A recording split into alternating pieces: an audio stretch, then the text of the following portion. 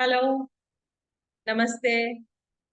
आज का विषय है इंसुलिन इंसेंसिटिविटी, जो हम डायबिटिक्स में देखते हैं, डायबिटीज में देखते हैं, प्रमेह मधुमेह में देखते हैं, या बेसिकली इसे देखते हैं हम प्री डायबिटिक कंडीशंस में, जहाँ डायबिटीज अभी तक डेवलप हुआ नहीं है। डायबिटीज होने के पहले के जो कंडीशंस है उसमें देखते हैं इंसुलिन सेंसिटिविटी।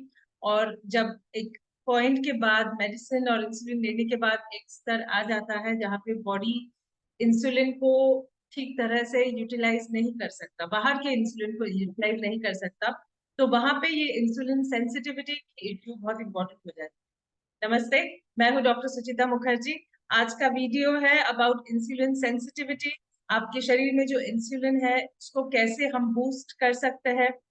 ये जो इंसुलिन है ये हमारे शुगर को, जो खाया हुआ अन्न है उसमें जो शुगर है, ग्लूकोज है, उसे यूटिलाइज करके हमारे बॉडी को एनर्जी देता है।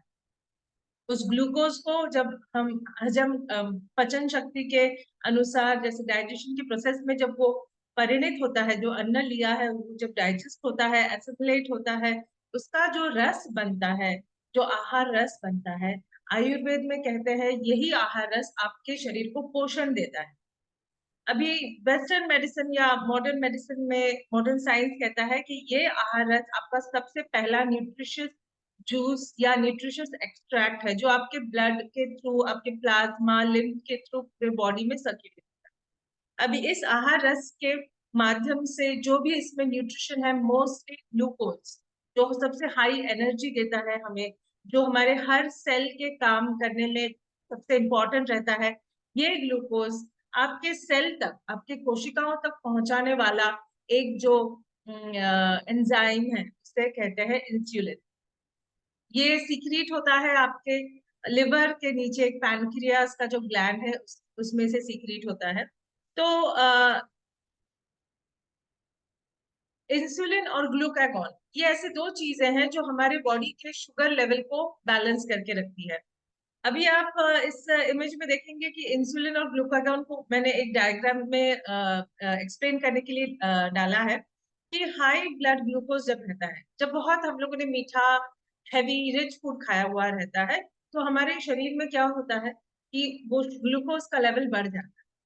तो ब्रेन से एक साइन सिग्नल जाता है पैनक्रियास से कि भाई थोड़ा इंसुलिन ज्यादा बनाओ, बनाओ इसे थोड़ी ज्यादा मात्रा में बनाओ, ताकि ये जो ग्लूकोज घूम रहा है ये हम यूज कर सके या स्टोर कर सके। तो पैनक्रियास इंसुलिन सीक्रेट करती है।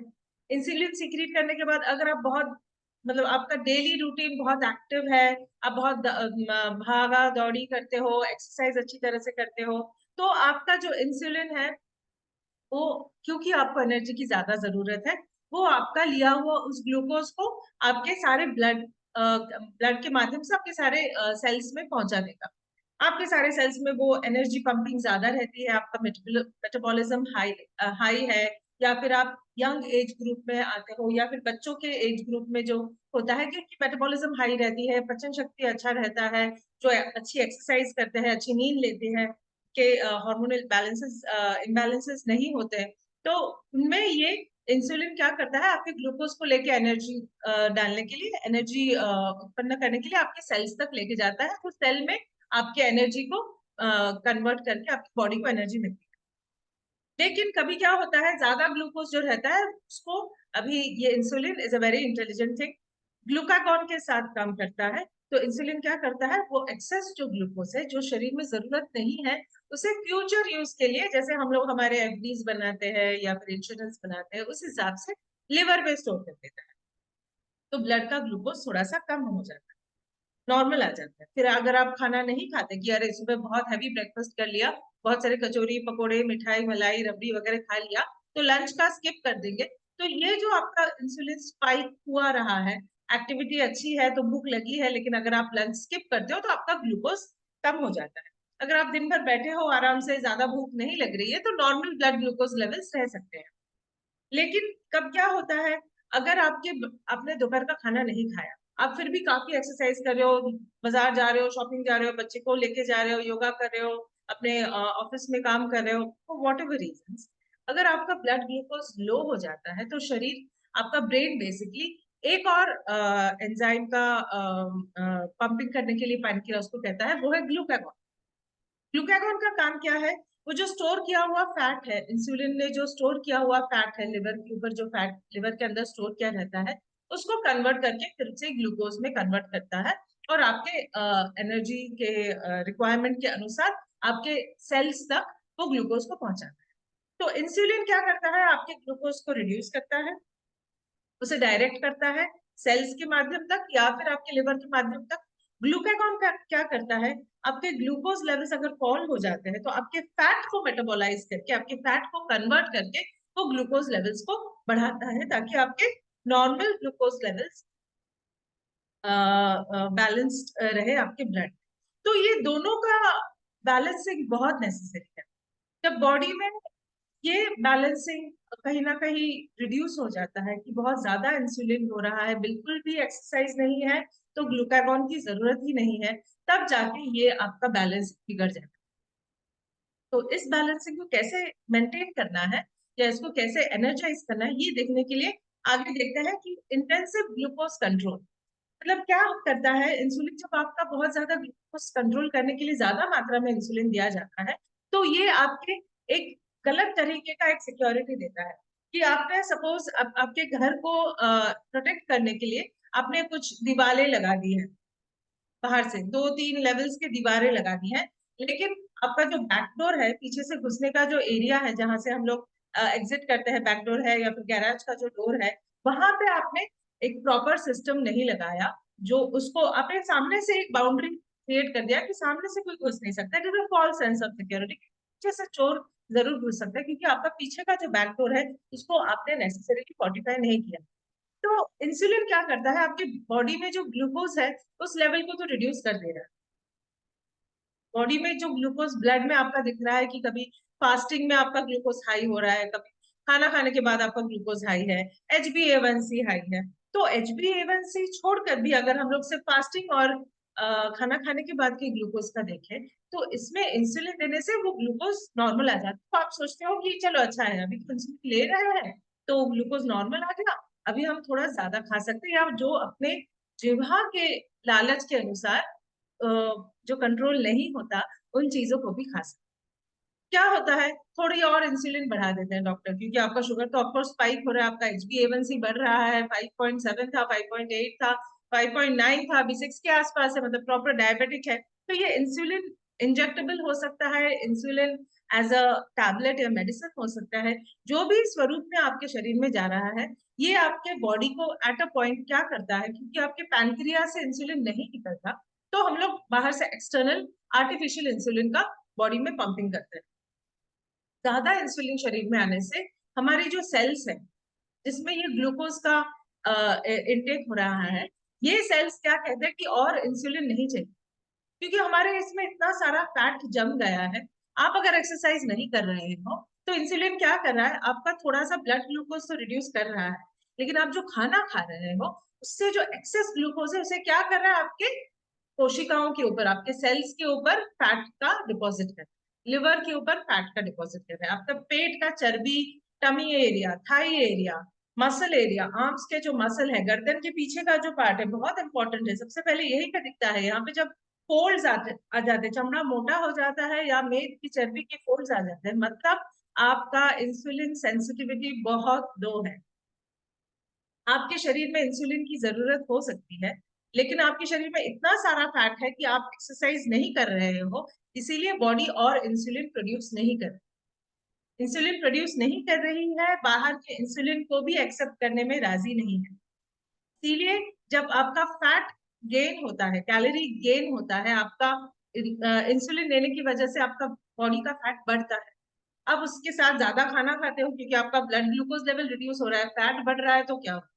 ब्लड ग्लूकोज तो ठीक है, यहीं पे गलती हम कर बैठते हैं कि आपका बेसल मेटाबॉलिक रेट, आपका शरीर का जो जिस तरह से जितनी एनर्जी में वो एनर्जी से डाइजेस्ट कर रहा है वो रिड्यूस हो जाता है। और इसकी वजह से क्या होता है? आप कार्डियोवैस्कुलर डिजीजेस, हार्ट के जो तकलीफें हैं, हार्ट में प्लाक फॉर्म होना, एथेरोस्क्लेरोसिस होना, ट्राइग्लिसराइड बढ़ जाना, कोलेस्ट्रॉल बढ़ जाना, या फिर डिसलिपिडीमिया जिसे कहते हैं, ये सारे फंक्शंस ये सारे एक्सेसिव ग्लूकोज कंट्रोल की वजह से। Excessive glucose control with insulin, अगर आप ग्लूकोज कंट्रोल करते हो in the natural way through exercise, diet, sleep pattern, yoga, तो इस हद तक जाने की जरूरत नहीं पड़ती है। अगले स्लाइड में देख लेते हैं।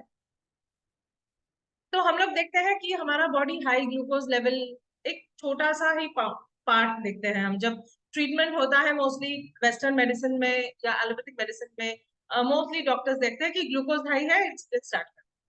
लेकिन जो चर्बी है, आजकल तो अभी बहुत सारा डाइट और लाइफस्टाइल के ऊपर भी एलोपैथिक डॉक्टर्स काउंसलिंग करते हैं। तो ये अभी उन्होंने समझना शुरू कर दिया है कि अगर आपका बॉडी फैट ज्यादा है, आप हाई ग्लूकोज को टारगेट कीजिए, लेकिन अगर आपका फैट कम नहीं होता है तो या फिर आप उसे कंट्रोल नहीं कर सकते हो। ऐसा नहीं कि आपको जीरो फिगर लाना है, ऐसा नहीं कि आप 20 साल 30 साल पहले जिस तरह स्लिम थे या दुबले थे या बहुत अच्छा फिगर था उस तरह से लाना है, लेकिन आपके एज के अकॉर्डिंग, आपकी बॉडी हाइट के अकॉर्डिंग जिस हिसाब से आपका फैट जरूरी है, उस लेवल तक आपको, उस लेवल तक अगर आपको लाना है, तो ये बहुत जरूरी है जानना कि आपका हाई ग्लूकोज से ज्यादा इंपॉर्टेंट है आपके फैट के ऊपर फोकस करना। तो फैट कहाँ पे है? हमारे लिवर के ऊपर है, हमारे एब्डोमिनल मसल्स के ऊपर है, हमारे थाइज में है, हमारे स्किन के नीचे है। Fat is extremely necessary. जितने सारे हार्मोनल प्रॉब्लम्स है विमेन में, मेन में, कोलेस्ट्रॉल से ही ये हॉर्मोन्स हमारे रूपांतरित होते हैं। ईस्ट्रोजन, आप जो सुनते हो पीसीओडी में ईस्ट्रोजन, या मेनोपॉज में ईस्ट्रोजन, या टेस्टोस्टेरोन मेल हार्मोन, जो है ये सारा फैट से बनता है। फैट से ही इसका रूपांतर होता है, लेकिन किस किस फैट से? जो हेल्दी फैट। इसीलिए आयुर्वेदा में हेल्दी और अनहेल्दी, बैलेंस इम्बैलेंस, इन दोनों का स्वरूप बहुत इंपॉर्टेंट है।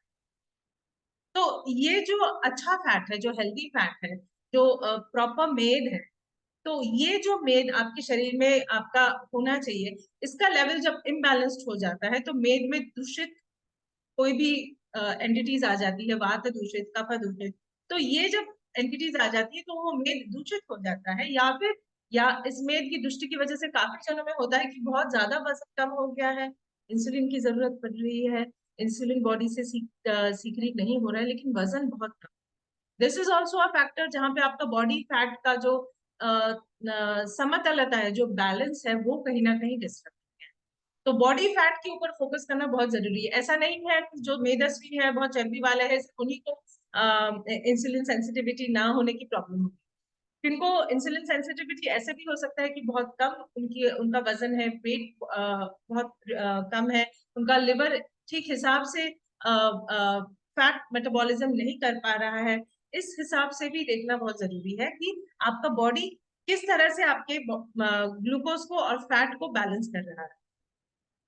तो आयुर्वेदा में कहा है आस्य सुखम स्वप्न सुखम दधिनी ग्राम्य ओदक पयांसी नवान्न पानम घृतवैकृतम च प्रमेह हेतु कफकृच्च सर्वम। मतलब आस्य सुखम, जो सिर्फ जिह्वा के लिए या फूड क्रेविंग की वजह से अत्यधिक मात्रा में खाते हैं। अभी इसे बोलना बहुत इजी है कि बहुत ज्यादा मात्रा में खाता है या खाती है या खाते हैं, लेकिन कई बार ये साइकोलॉजिकल डिप्रेशन, हार्मोनल काफी कंडीशंस की वजह से होता है। इंसान अगर चाहे तो कंट्रोल कर सकता है, कई बार कंट्रोल ना भी कर सकता है।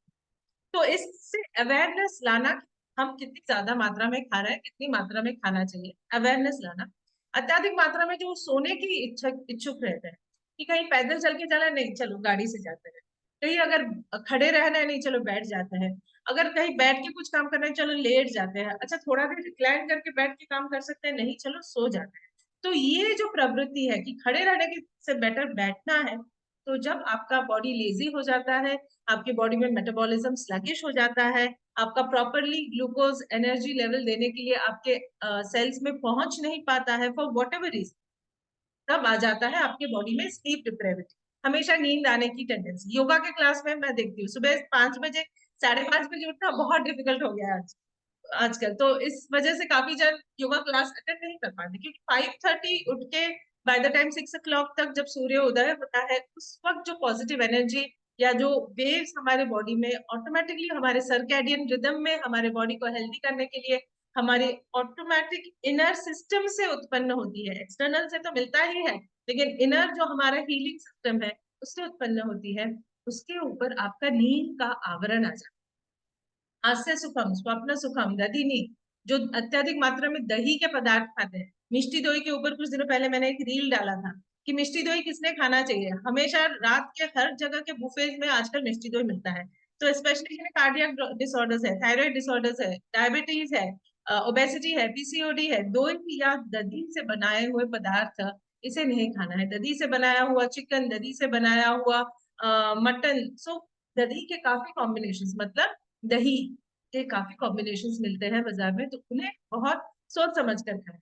तो जो भी मीठे चीजें हैं, मैदा की चीजें हैं, ड्रिंक्स है, अल्कोहलिक ड्रिंक्स है, नॉन अल्कोहलिक ड्रिंक्स है, इसके वजह से भी लिवर के ऊपर बहुत अत्यधिक मात्रा में लोड आता है।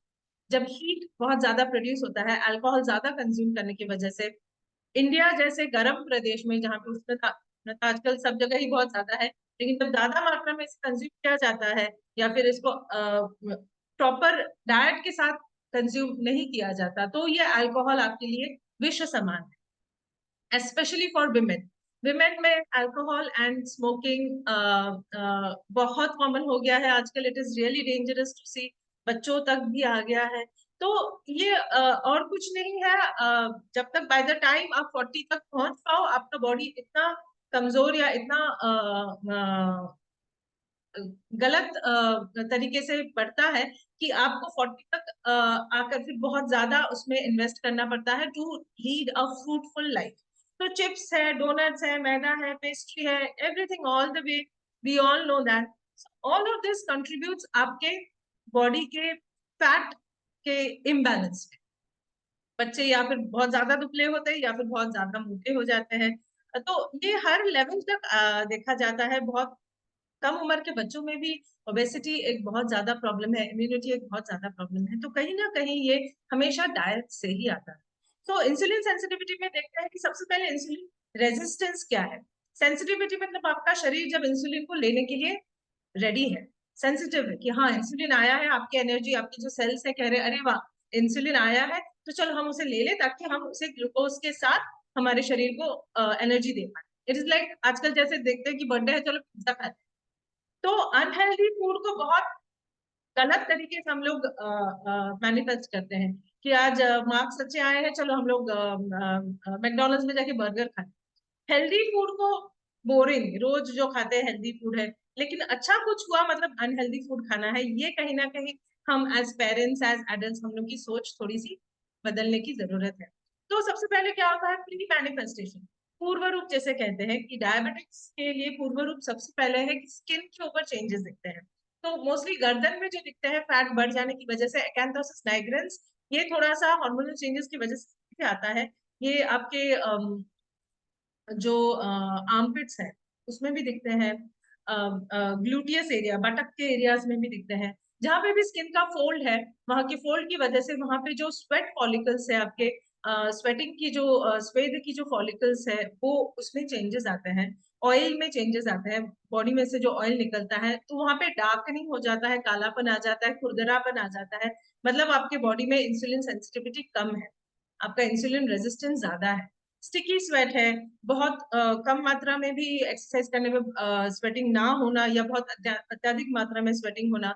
यूरिनेशन का मोस्टली ज्यादा सभी को पता है कि अत्यधिक मात्रा में यूरिनेशन होना या बहुत बहुत कम टाइम स्पैन में ही भूख लगते रहना, अधिक भूख लगने की जो हंगर पैंग्स है उसे सहन ना कर पाना।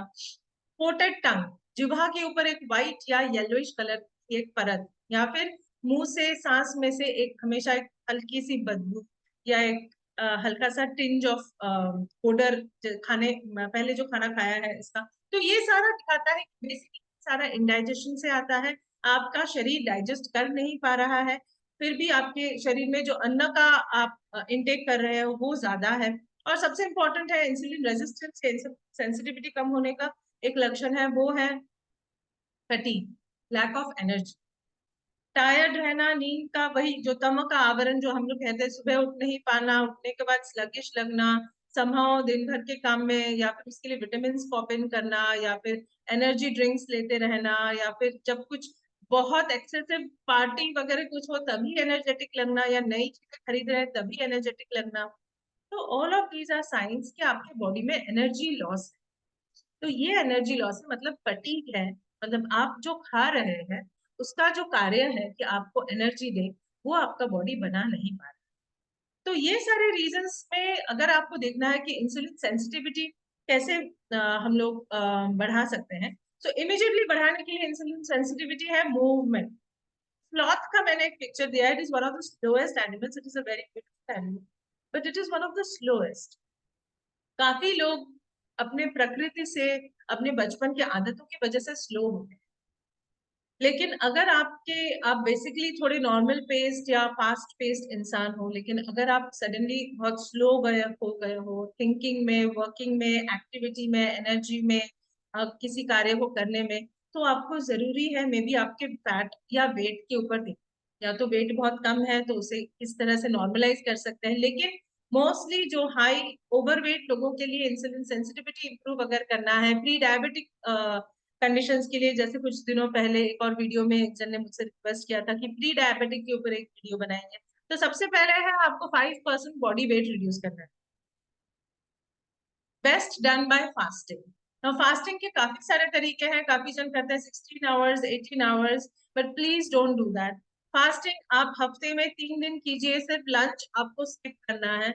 सुबह का ब्रेकफास्ट आपको ठीक ठाक लेना है, बहुत अत्यधिक मात्रा में बहुत हैवी नहीं लेना है। आपको लंच स्किप करना है। लंच अगर स्किप कर रहे हो और आपको दिक्कत हो रही है तो आप छाछ लीजिए, आप डाब का पानी लीजिए, आप हल्का सा थोड़ा सा कोई फ्रूट, कोई एक फ्रूट लीजिए। या फिर सबसे बेस्ट, मैं हमेशा वेट मैनेजमेंट में, ओबेसिटी मैनेजमेंट में, और कितने अच्छे बेनिफिट्स हैं उसके, स्पेशली फॉर वुमेन, ये है आपका ग्रीन मूंग दाल। ग्रीन मूंग दाल को रात को सोक करके रखिए, सुबह उठकर उसको थोड़ा सा स्टीम दे दीजिए, थोड़ा सा सॉफ्ट हो जाए, उसके अंदर आप चॉप करके आपके अनियन सैलड के जो इंग्रेडिएंट्स है आप मिक्स कीजिए, या फिर just salt and pepper, it taste yummy, वो आप लीजिए। तो as a breakfast, lunch skip कीजिए, एंड फिर डिनर बाय 8-8:30, जो हल्का है। तब बिरयानी नहीं खाना है आप, या तो कुलचा और लच्छा पराठा चिकन नहीं खाना है।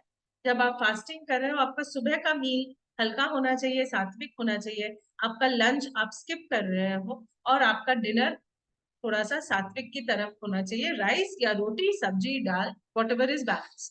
तो इस तरह से अगर आपको बनाना है आपका, अ, एक मिनट,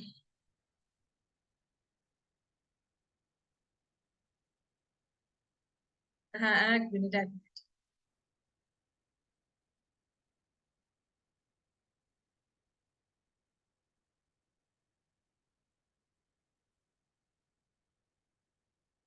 अशो अशो,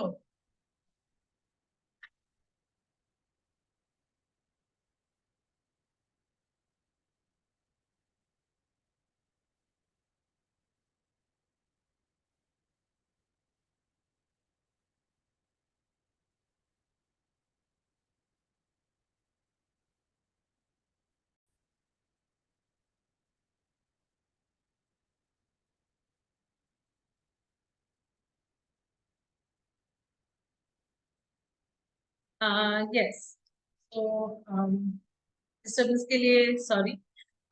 फास्टेस्ट वे हम लोग जो कह रहे थे वेट रिडक्शन के लिए, वही नेसेसरी है कि आपका पहले वेट रिडक्शन जरूरी है।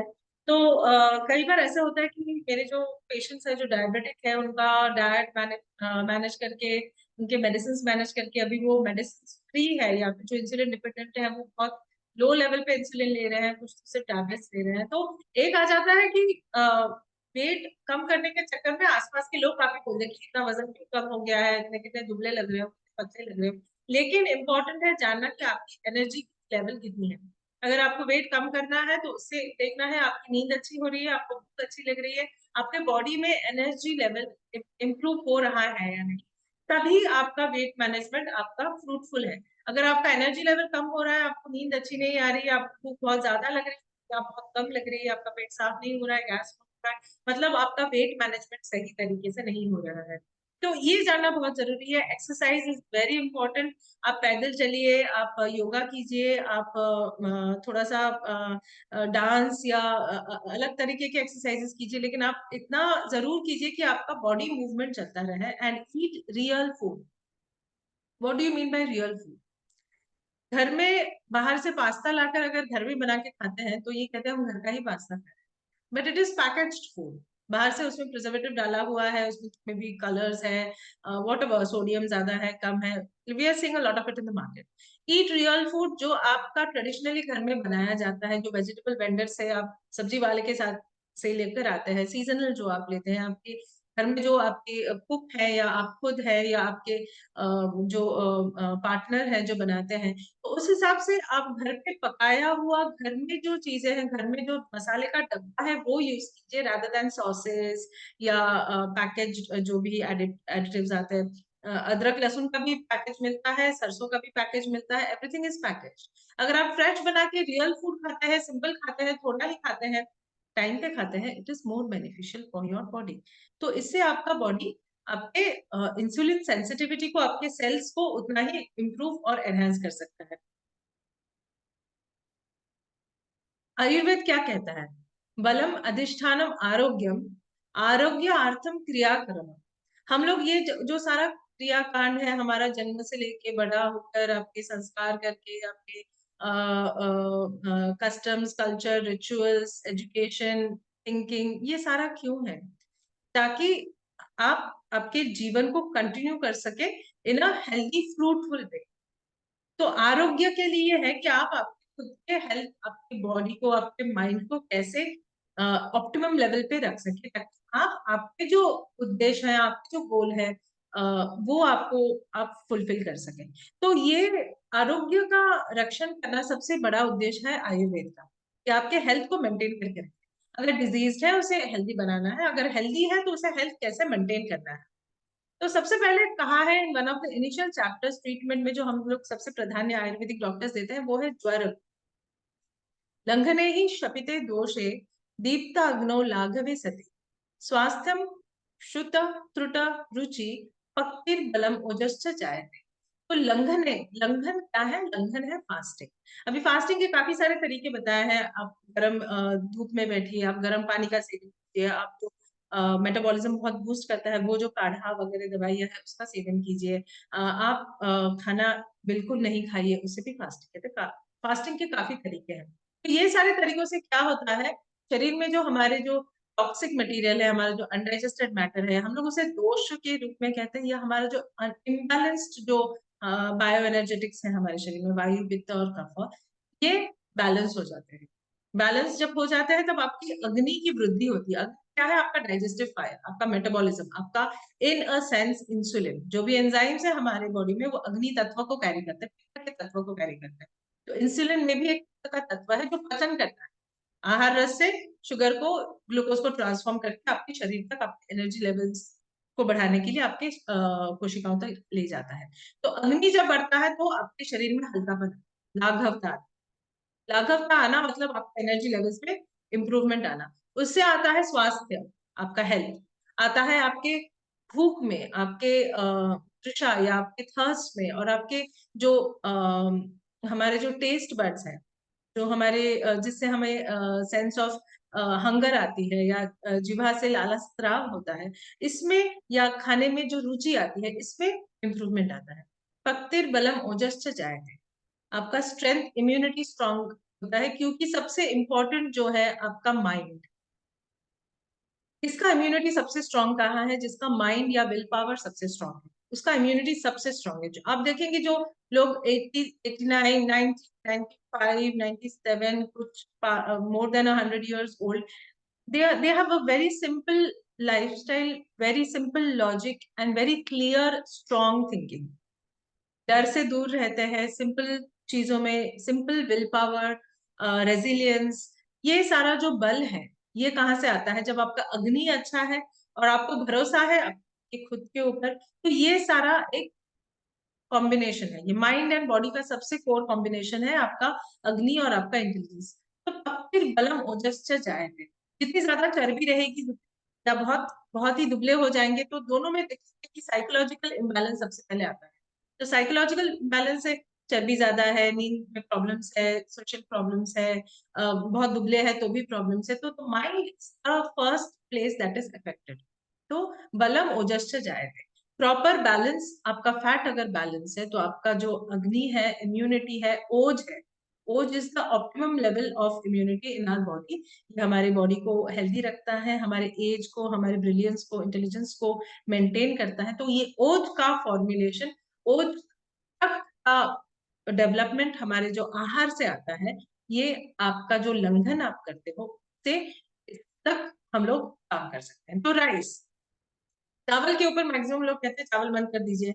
यस, करेक्ट है। अगर आप आपके बॉडी फैट को रिड्यूस करना चाहते हैं, 5% इनिशियल फैट आप चेंज करना है, you have to stop rice. आप चावल को उबाल कर उसका जो माड़ है या फिर उसका जो स्टार्च है उसे ड्रेन करके थोड़ा सा आप दोपहर में ले सकते हैं। गर्मियां बहुत ज्यादा रहती है, हीट बहुत ज्यादा है, तो दोनों टाइम भी आप चावल कंज्यूम कर सकते हैं, बट अल्प मात्रा में। चावल के साथ आप मूंग का दाल या बाकी चीजें उसको ऐड करके उसमें जो स्टार्ची कंटेंट है उसको बैलेंस करने के लिए आप सब्जियों के साथ उसे सब्स्टिट्यूट कीजिए। सब्जियां थोड़ी ज्यादा मात्रा में लीजिए, लेकिन सब्जियों में कुछ चीजें हैं जो अवॉइड करनी है शुगर के फैक्टर्स के लिए, वो है पोटैटो, पंपकिन, और बाकी जितने कैबेज एंड कॉलीफ्लावर, बीन्स, ये जो गैस बनाने वाली सब्जियां हैं इनको भी अवॉइड करनी है। तो राइस क्या करता है, सबसे पहले आपके जो कोशिकाएं हैं, जो जो डायबिटीज में होता है लैक ऑफ एनर्जी या बहुत जल्दी से सेल डिटीरियोरेशन, हमारे जो बॉडी के जो सेल्स हैं जिनमें ग्लूकोज प्रॉपरली आता नहीं है, उनमें इंसुलिन रेजिस्टेंस आ जाता है, या बहुत ज्यादा चर्बी का लेयर है, या इम्यूनिटी कम है, तो सबसे पहले वो सेल्स डिस्ट्रॉय हो जाती है, डैमेज हो जाती है, क्षय होता है। तो सेल रिपेयर बहुत जरूरी है, जिसमें जेनेटिक्स के हिसाब से, मॉडर्न साइंस के भी हिसाब से, rice is the first thing that helps your cells to repair. आपकी कोशिकाएं जो थोड़ी सी डिसबैलेंस्ड हो गई है, कमजोर हो गई है, मरणासन्न हो गई है, उनको रिपेयर करने के लिए राइस इज बहुत नेसेसरी। तो ये बहुत नेसेसरी इन द सेंस, काफी नेसेसरी है आपके बेली के एक्सेस हीट को, अत्यधिक मात्रा में जब पित्त रुक्षा हो जाता है, ज्यादा हीट हो जाता है, तेजस हो जाता है, इसीलिए राइस का सेवन करना हमारे वार्म कंट्रीज में बहुत नेसेसरी है। और अग्नि के ऑप्टिमाइजेशन के लिए, क्योंकि जो राइस है वो हल्का है, स्वादु है, मधुर है, पचन होके उसका जो रूपांतर होता है वो शरीर में नरिशमेंट देता है, पोषण देता है, बल देता है। तो अग्नि का ऑप्टिमाइजेशन जल्दी होता है, क्योंकि जल्दी पचन हो जाता है। जल्दी पचन हो जाता है तो भूख भी जल्दी लगती है, या अगर भूख ना भी लगे तो भी आपके बॉडी में एक तृप्ति कारक एक फैक्टर रहता है, ताकि दोपहर में खाया है तो फिर रात को आप ठीक ठाक you can maintain your diet की, दिन में 3 से 4 घंटे का गैप ले सकते हैं। तो योग में कहा है, दिन में जो एक बार खाता है योगी है, 2 बार खाता है भोगी है, जो 3 बार खाता है रोगी है। आजकल तो 5 या 6 बार खाने का चला है, अभी प्रथा चली कि हर 2-2 घंटे में खाना खाना। तो ये सबके लिए लागू नहीं होता है, किन्हीं किन्हीं बच्चों, किन्हीं किन्हीं लोगों के लिए 2-2 घंटे का जरूरी है। किसी के लिए 1 घंटा भी दिन में प्रॉपर है। जो योगी है, जो बहुत सारा योग अभ्यास करते हैं, उनके लिए एक दिन में खाना भी पॉसिबल है, लेकिन ये बहुत प्रैक्टिस से होता है। तो मोस्टली दिन में 2 प्रॉपर मील्स लेने चाहिए और 1 या 2 स्नैक। तो सुबह उठ के हल्का सा एक स्नैक लीजिए, सत्तू का शरबत लीजिए, या 2 भिगोए हुए आलमंड्स लीजिए, जस्ट कुछ खाने के लिए। या काफी एजेड लोग लेते हैं एक पतली सी लाल चाय और एक cracker, even that is fine without sugar. Then अगर आप 10-11 बजे तक अगर आप रह सकते हैं, then have your proper lunch. वो लंच का जो ऑप्टिमम टाइम है, जब सूर्य आपका सबसे सर के ऊपर है, तब आपका शरीर पचन भी कर सकता है। धूप में बैठ के नहीं खाना कि सूर्य ऊपर है तो अभी लंच करना है। आपको आपके नॉर्मल एनवायरनमेंट में जब भूख लगती है, 10:30-11 के बीच में राइस प्रिडोमिनेंट चीजें लेनी है। फिर दोपहर का टाइम जब 2 से 4 से 5 के बाद फिर से भूख लगती है, तो you can have again a T और अ लाइट स्नैक, 2-4 मखाने खा लिए, या फिर थोड़ा सा मूरी ले लिया, या खोई ले लिया, या एक छोटा सा फ्रूट ले लिया 2-3 बजे के आसपास, and then dinner by 7 to 8। So ये सारे डाइटरी फैक्टर्स अगर आप करते हैं तो आपके बॉडी में इंसुलिन सेंसिटिविटी इंप्रूव होगी। Millets the best for diabetics, लेकिन डिफिकल्ट टू डाइजेस्ट। अगर आपके आपके पेट में डाइजेशन की बहुत ज्यादा समस्या है और आप बहुत सारा मिलेट्स खा रहे हैं, तो आपकी डाइजेशन की समस्या बढ़ जाएगी। लेकिन अगर आप हल्की मात्रा में मिलेट्स को धीरे धीरे आपके डाइट में एड ऑन कर रहे हैं, तो इससे आपके बॉडी में इंसुलिन सेंसिटिविटी इंप्रूव होगी, इनका ग्लाइसेमिक इंडेक्स कम है, लॉट ऑफ बेनिफिट्स आप सभी को पता है। वेजिटेबल्स में कौन सी चीजें ज्यादा बेनिफिशियल है? करेला, मेथी, हल्दी, sorry for the typing error, चाल कुमड़ो, पेठा कहते हैं जिसे, घृतकुमारी, जो एलोवेरा है, एलोवेरा तो सब्जियों में डाल के नहीं खाते, लेकिन एलोवेरा जूस बहुत बेनिफिशियल है। बथुआ है, ब्राह्मी है, नीम, सहीजन का पत्ता, लहसुन इत्यादि काफी सारे हैं। ये सारे आप थोड़ी थोड़ी मात्रा में आपके डाइट में इंकॉर्पोरेट करने से आपकी इंसुलिन सेंसिटिविटी इंप्रूव होती है। स्नैकिंग, क्या खाएं स्नैक, मैम भूख लगती है क्या खाएं, तो फ्रूट लीजिए थोड़ी मात्रा में। बहुत सारे फ्रूट्स एक साथ लेकर अगर आपको बैठना है तो ये शरीर को कंफ्यूजन करता है, कोई एक फ्रूट लीजिए। सबसे इंपॉर्टेंट है आपका आंवला और जामुन। तो ये दोनों चीजें आपकी बॉडी को इंसुलिन सेंसिटिविटी के लिए बहुत अच्छी तरह से प्रमोट हेल्प करती हैं। तो इसमें एक सिर्फ है कि आंवला आपको सुबह सुबह उठ के खाली पेट में लेने की कोशिश करना है। अगर नहीं होता तो चावल के साथ स्टीम करके, जैसे बंगालीज लेते हैं उस तरह से लेना है, क्योंकि अगर आप मुरब्बा या कैंडी बना के ले रहे हैं तो उसमें ऑलरेडी एडेड शुगर है। शहद का ज्यादा सेवन नहीं करना है। जामुन का आप सेवन कीजिए, ये बहुत अच्छी तरह से शरीर को हल्कापन देता है, ग्लूकोज का भी इंटेक रहता है, कशीला है, एक्सेसिव स्त्राव को रिड्यूस करता है, सॉरी। और ये कषाय रस जो है, कशीलापन जो है, ये आंवला और जामुन दोनों में है। तो ये एसिडिटी, गैस्ट्राइटिस, बर्पिंग, ब्लोटिंग, इन चीजों में भी बहुत बेनिफिशियल है। स्टार फ्रूट, एनीज या तो इसका जो स्टार फ्रूट जो है, जो हम लोग रेगुलरली थोड़ा बहुत लेते रहते हैं, तो इसका भी डायबिटिक्स या प्री डायबिटिक्स के ऊपर बहुत बेनिफिट है। बेल का भी तो है सीजन, तो इस सीजन में बेल का भी सेवन कीजिए। जो भी सीजनल फ्रूट्स है, इनको स्नैक्स के रूप में सेवन कीजिए। जिस दिन आप उपवास कर रहे हैं उस दिन सेवन कीजिए। तो हर्ब्स में क्या है, गट हेल्थ के लिए, आपके आंतों को, आपके इंटेस्टाइन्स को हेल्दी रखने के लिए, डायबिटिक्स के लिए, डायबिटिक्स के लिए बहुत बेनिफिशियल है त्रिफला, आंवला, सॉरी बिल्व मतलब बेल, और हरिद्रा। तो हरिद्रा जो है या कच्चा हल्दी जो है, ये आपके इंटेस्टाइन में जाके जितने भी जर्म्स है, या अर्लियर आप सेशन में मेरे पहले के वीडियो में गट मेटाबॉलिज्म, गट हेल्दी कैसे रखना है, उसमें देखे होंगे कि कृमि का कितना एक बड़ा हमारे बॉडी में एक बहुत इंपॉर्टेंट एक रोल है।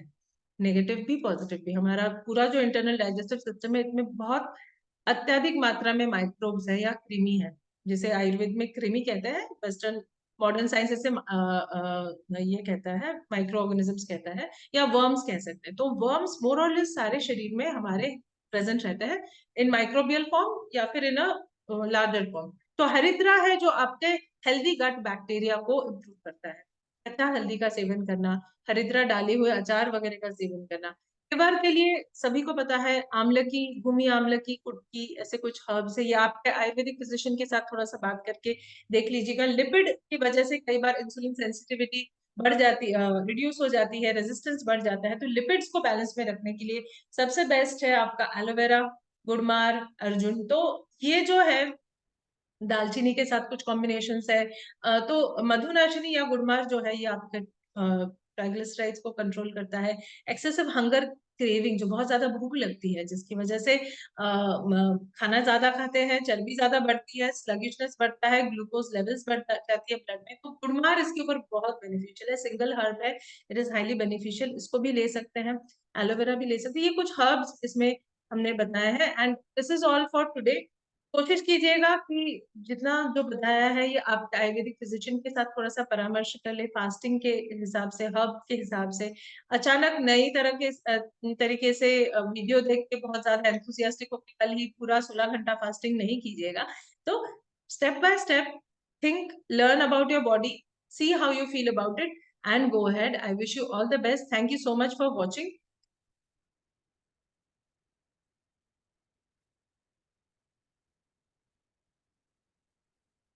See you till the next video. Bye bye.